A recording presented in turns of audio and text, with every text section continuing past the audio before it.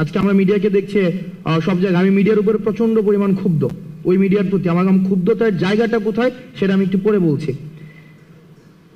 এবং সেখানে হচ্ছে আমাদেরকে কেরিয়ার সেটেল করে দেওয়ার কথা হয় যে দেখো এখানে যে প্রত্যেকটা মানুষ মারা যাচ্ছে সবগুলার দায়ভার কিন্তু তোমাদেরকে নিতে হবে, সবগুলার দায়ভার। কিন্তু আমি টাইম আসিফ নাহিদের সাথে আমাদের যোগাযোগ হয় না, কারণ আমাদের ফোন ছিল না। আমরা বারবার চেষ্টা করছিলাম আমরা যোগাযোগ করব, আমরা কোনোভাবেই তাদেরকে আমরা সংযোগ করতে পারছিলাম না। তো আমাদেরকে বারবার বলা হচ্ছে যে বিদেশে, এবং আমাদেরকে বলা হচ্ছে যে দেখো তোমরা যদি একটা সেটেলমেন্টে আসো, তোমাদের যে কেরিয়ার ওই কেরিয়ার হচ্ছে আমরা সেটেল করে দেবো, তোমাদের বিদেশে বলো দেশে বলো যাই বলো না কেন। এবং ওনারা আমাদেরকে বলছিলেন এই ভদ্রলোকের কেরিয়ার অলরেডি সেটেলড, কিন্তু আমরা কোনোভাবেই নেগোসিয়েশনে যেতে চাচ্ছিলাম না এবং আমরা কোনোভাবেই বসতে যাচ্ছিলাম না।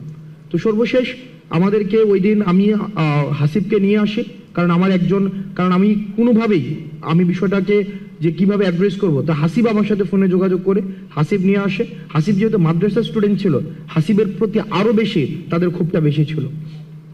দেন সর্বশেষ স্টোরি শর্ট করি, সেটা হচ্ছে যে সর্বশেষ আবার ডিজিএফ এর একদম পুরা যে টিমটা, ওই টিমটা ওখানে আসেন।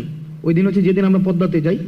তারপর আমাদের কথা হচ্ছে আমরা সেখানে যাব, কিন্তু মিটিং করব না, আমাদের যে দাবিগুলো আমরা সেই দাবিগুলো দিয়ে আসবো।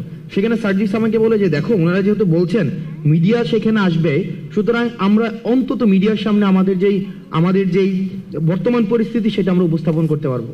ওনারা যদি মেরে ফেলবে কিন্তু আমরা ওখানে উল্টা স্ট্যান্ড নিব। তখন আমরা ওই সিদ্ধান্ত নিয়ে আমরা পদ্মাতে যাই, কিন্তু আমরা একটা মিনিটের জন্য ওনাদের সাথে আমরা কোনো বসি নাই।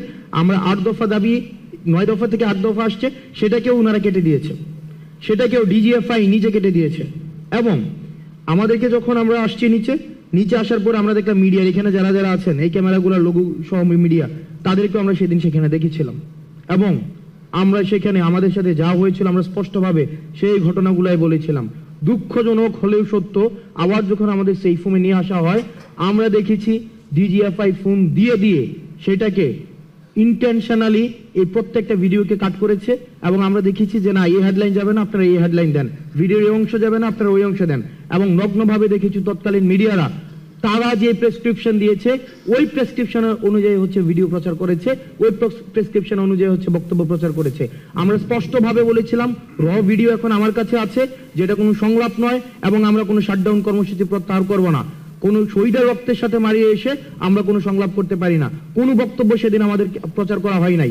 এখানে সবগুলা মিডিয়া যারা যারা আছেন সবগুলা মিডিয়া সেদিন পর্দার সামনে ছিলেন। এখানে সবগুলা মিডিয়া সেদিন পর্দার সামনে ছিলেন, সবগুলা মিডিয়া। হয়তো আপনারা ছিলেন না, কিন্তু আপনাদের হাউজের অন্যরা হয়তো বিট করতে এসেছিলেন, সবাই ছিলেন। কিন্তু সেদিন কিন্তু আমাদের বক্তব্য প্রচার করা হয় নাই, আমাদেরকে ন্যাশনালি ভিলেন বানানোর এখানে অপচেষ্টা করা হয়েছে।